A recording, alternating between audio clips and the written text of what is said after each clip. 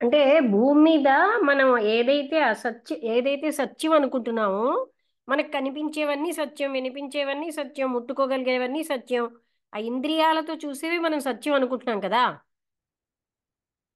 అర్థమైందా ఈ పాయింట్? ఆ, అది మాత్రం అసత్యం అన్న విషయం మనం గ్రహించట్లేదు కదా. మన ఇంద్రియాలతో అవును. అన్ని భ్రాంతులే, నిజాలు కాదు.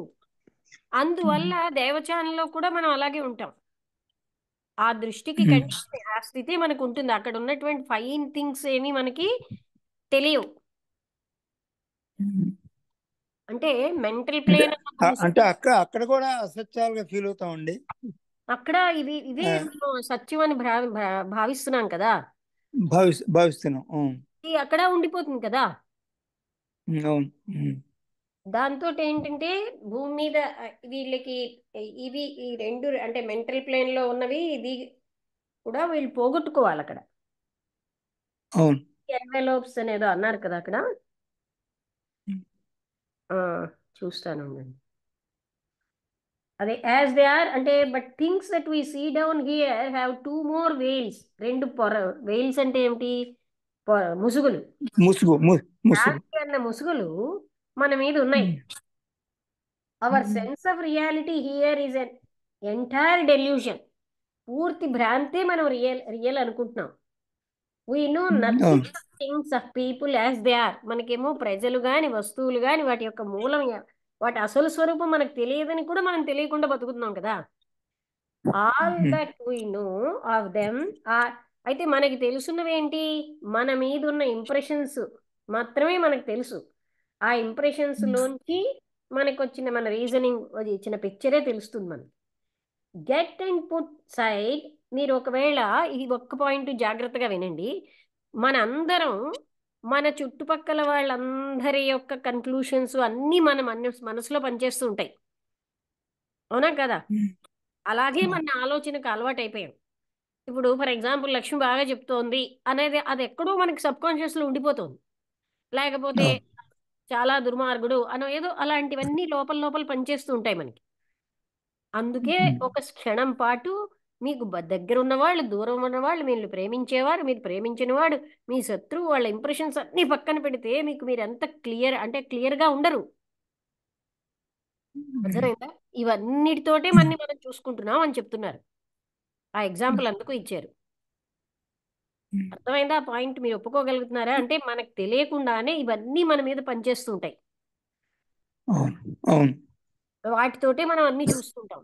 ఒక నలుగురు ఐదుగురు ఏదైనా అంటే వాటి ఎఫెక్టే మన మీద ఉంటూ ఉంటుంది కదా. అలాగే అవును. క్లోజ్ ఫ్రెండ్ అన్నారు, ఎనిమీ అన్నారు. Each can only give the impressions made on his own mind and how far they from the reality of what the man is seen by the eyes that pierces all veils and beheld the whole man. అంటే ఈ పొరలన్నిటినీ తుంచుకుని వెళ్తేనే అప్పుడే మనకు కనిపిస్తుంది. We know of reality వస్తుంది. Reality అనేది. We know of each of our friends the impressions they make on us and these are strictly limited by our capacity to receive.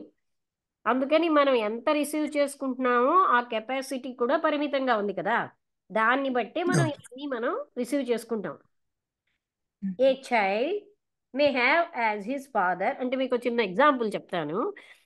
ఒక ఆమె ఎప్పుడో ఈమె ఏదో అంటే వాళ్ళు రాజరాజేశ్వరి ఉపాసకులు. ఈ ఈ నన్ను చూపించి ఈవిడేమో లలితా సహస్రనామంలో ఏదో 78వ నామం అంటూ ఇద్దరు చెప్పారు. మా మదరు మా ఇంట్లో అందరికంటే తక్కువ స్థితిలో ఉంది అన్నారు. అంటే ఏంటి? తక్కువ ఎర్న్ చేస్తున్నాను, అందరూ ఎక్కువ ఎర్న్ చేస్తున్నారు, నేను ప్రైమరీ టీచర్గా. అప్పుడు అసలు ముందు నిజమే నిజమే అంటూ 10 సార్లు అడిగేసరికి ఆవిడ ఒక రకంగా గంభీరంగా మొహం పెట్టి ఇక్కడ అమ్మవారి దగ్గర అబద్ధాలు ఉండవు అన్నారు. ఇలా నేను అండంలో ఇక్కడ ఎందుకు చేస్తున్నానంటే నిజమే అని అండంలో అది వాళ్ళకి అంటే కెపాసిటీ లేదు యాక్సెప్ట్ చేయడానికి. అర్థమైందా? మనం కామన్ గా చూస్తున్న వాళ్ళు, అందుకే సమకాలికులు ఎవరు కూడా గొప్ప వాళ్ళని గ్రహించరు. షిర్ది బాబాని అంత ఎందుకంటే కృష్ణుడిని 6 మహర్షులు తప్ప ఎవ్వరూ అవతార పురుషుడిగా గ్రహించలేదుట. ఎందుకు? వాళ్ళ ఇంప్రెషన్స్ లోనే వాళ్ళు చూస్తారు. అవును. అంటే అది ఎగ్జాంపుల్కి చెప్పాను, మీకు అర్థమైందా ఎగ్జాంపుల్ ఎందుకు చెప్పాను? మన మనస్సుల్లో ఉండి ఉన్న ఇంప్రెషన్సే మనం చూస్తాం. అవును. అది ఆ point. Each can only give the impressions made on his own mind and how far are they from the reality. అంటే అవి సత్యానికి చాలా దూరంగా ఉంటున్నాయి. Of what the man is seen by the eyes that pierces all veils. And అంటే అన్ని పొరలు ఆ, అంటే తెంచుకుని అప్పుడు లోపలికి వెళ్ళిన దృష్టి అది సత్యం. We know of each of our friends the impressions they make on us. వాళ్ళు ఇచ్చే ఇంప్రెషన్స్ తో చూస్తూ ఉంటాం మనం. అండ్ అవును. These are strictly limited. మన కెపాసిటీ వల్ల ఇది చాలా పరిమితంగా ఉంటుంది రిసీవ్ చేసుకోవడానికి. A అవును. child may have as his father a great statesman. అంటే గొప్ప ఎంతో పేరు ప్రఖ్యాతులు ఉన్నవాడు తండ్రిగా ఉండొచ్చు, కానీ ఆయనకి ఎక్కువ ఇంప్రెషన్ ఎవరు? తనతోటి ఆడుకున్నటువంటి వాడు, ఆ కథలు చెప్పేవాడే తనకి ఎక్కువ పెద్ద హీరో కదా, తన తండ్రి అవును. కాదు. అవును. ఎందుకంటే అవును. అవును. ఆ బుర్ర మీద ఆ పిల్లవాడి యొక్క ఇంప్రెషన్ ఎక్కువ ఉంటుంది. అవును. అంటే his capacity is like that, not to see the greatness of the statesmen అలాగా. అవును. We live in the midst of illusions, but we have that feeling of reality. మనం ఎప్పుడూ భ్రాంతుల్లోనే ఉన్నాం, కానీ మనం సత్యం అని బతుకుతున్నాం. And thus eels us content in Devachan. అందుకని ఈల్స్ అంటే అక్కడ మనం తృప్తి పడిపోతున్నాం, అక్కడ కూడా దేవచాన్లో కూడా అదే అవుతుంది. We shall also be surrounded by illusions. అక్కడ కూడా ఇల్యూషన్స్ తోటి నిండిపోయి ఉంటాం.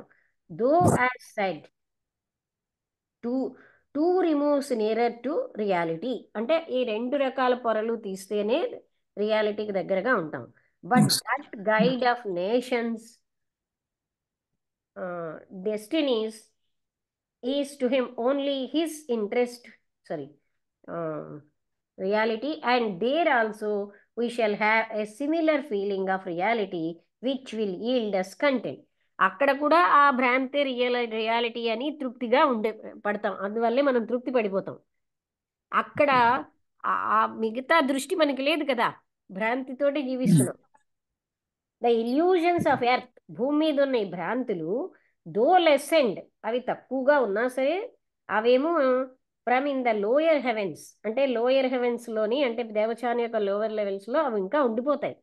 దో contact is more real and more immediate. అక్కడ కాంటాక్ట్ ఎంతో రియల్ గా ఇమీడియట్ గా ఉన్నా ఇవి మాత్రం అక్కడ ఉండిపోతాయి. For it must never be forgotten that these heavens are part of a great evolutionary scheme. ఈ హెవెన్స్ కూడా ఒక ఇవల్యూషనరీ స్కీమ్ లో భాగమే.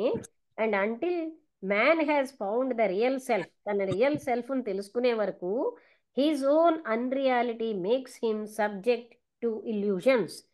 ఆయన అన్రియాలిటీలో ఉన్నాడు కనుక ఆయన ఇల్యూషన్ కి గురవుతున్నాడు. అర్థమైందా? అవును. ఇందాకలది.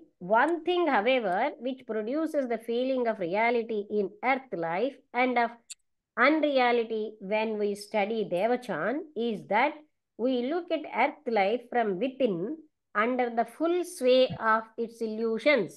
మనం ఎర్త్ లైఫ్ ను కూడా ఇల్యూషన్స్ యొక్క భ్రాంతిలోనే చూస్తున్నాం లోపలే. While we contemplate Devachan from outside, దేవచాన్ని బాహ్యంగా చూస్తాం. Free for the time from its veil of maya. ఆ చూసేటప్పుడు మాయ అనే ముసుగులోని తీసేసి చూస్తాం. అంటే ఏంటి? మన ఎర్త్ లైఫ్ని ఇంటర్నల్గానే చూస్తున్నాం, అంటే మనకి ఉన్న ఇంప్రెషన్స్ తోటే చూస్తున్నాం కదండి. ఇంటర్నల్ అంటే ఇవన్నీ ఇంటర్నల్ కదా ఇంప్రెషన్స్. అర్థమైందా పాయింట్? అవును. లేదా నీకు అర్థమవుతుందా వసంతలత?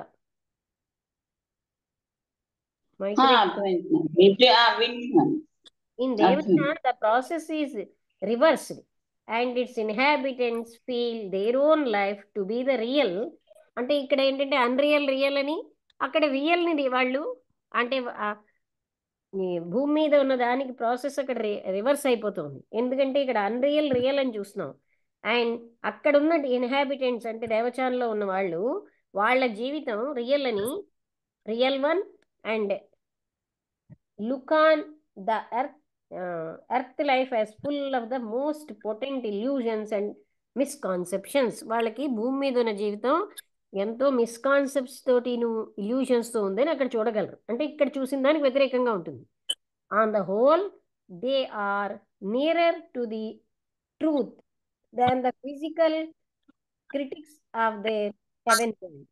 అంటే వాళ్ళేమో సత్యానికి దగ్గరగా ఉంటారు. ఈ భూమి మీద క్రిటిక్స్ ఉంటారే వాళ్ళకంటే వాళ్ళే ఆ దేవచానంలో ఉన్న వాళ్ళే ఎక్కువగా దగ్గరగా ఉంటారు సత్యానికి. వీళ్ళు ఎందుకు ఇలాగా మనం అసత్యమే సత్యం అనేటటువంటి దానికి ఉండిపోయాం, తృప్తి వచ్చేస్తోంది, అందుకే అక్కడ అలాగే ఉంటారు అంటున్నారు. అది ఇక్కడ లోయర్ ప్లేన్స్ ఆఫ్ ద దేవచాన్లో. అర్థమైంది కదా ఇప్పుడు?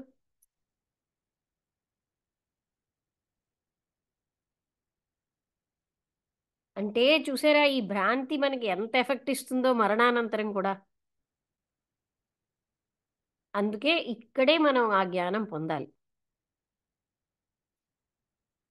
ఏం అర్థమైందా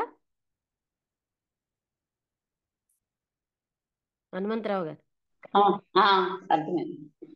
అదే అది ఆ పాయింట్ రేపు మళ్ళీ మనం డిస్కస్ చేసుకోవడానికి కొత్తగా అయిపోతుందని ఇప్పుడు నేను ఓపెన్ చేయమని అన్నాను. అయితే క్లోజ్ చేసిద్దాం. ఈ ఒక్క పాయింట్కే ఇది బాగా అర్థమైతే మిగతా అంతా అర్థమైపోతుంది. ఓకే. క్లోజ్ చేస్తున్నాను. హనుమంతరావు గారు క్లోజ్ చేస్తున్నాను.